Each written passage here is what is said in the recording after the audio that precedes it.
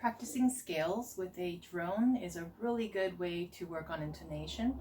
So I'll just use a D major scale and show you how I do that. So I have a metronome. I highly recommend the Boss metronomes. This is the one version that's pretty good. It's a little more portable, and then there's also a larger version that's wonderful for in-home. So that one and this one, they both work really well. I think it might be the DB90 and this one is the 60.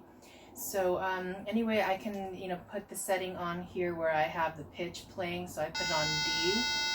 So I'm going to use that, and what I do is just listen to the intonation between my note and the D note. So even when I don't have the drone on, I can still hear it in my head, and that's the idea, so that all of your scales are really in tune and very grounded.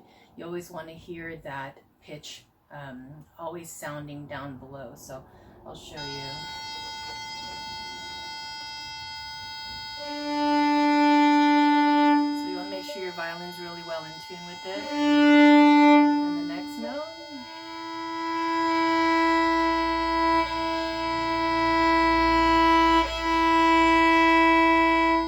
I'd say it's right there.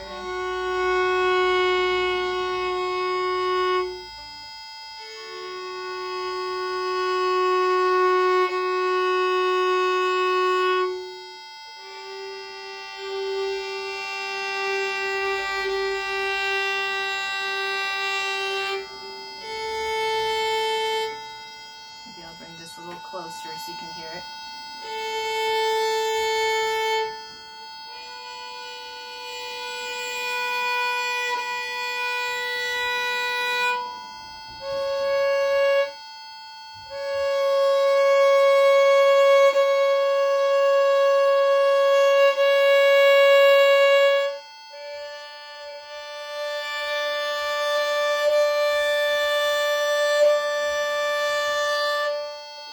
I'm not sure if you can hear that over through the camera, but when I get it pretty close, it sounds fine. But if I get it absolutely perfect, it just really starts to amplify. So the pitches begin to amplify each other. Suddenly it gets louder. Suddenly you hear more ringing tones, and sometimes you hear the resultant tone, which is a third pitch that is vibrating as a result of the two sound waves from these two pitches. So that's kind of what I'm listening for, and the tone quality, how you pull your bow matters very much as well. So I highly suggest, if you haven't done it yet, to practice this way. It is so good. You see that I just took my time with it. I'm not in a rush, but once I really train my ears to know what to listen for, then I have to train my fingers to go faster. But in the beginning, you really have to take time and give your brain a chance to really listen and understand.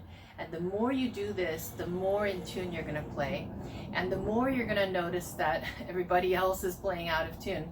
And then if you don't do it for a while, it will start to kind of fade away, and the cobwebs will slightly come back into your ears, and then you have to kind of do it again. So if I'm really busy teaching and I didn't have much of a chance to practice, one of the first things I do is I go back and I work on my intonation, because that's the first thing to kind of start slipping away. So I hope you enjoy trying that. Good luck.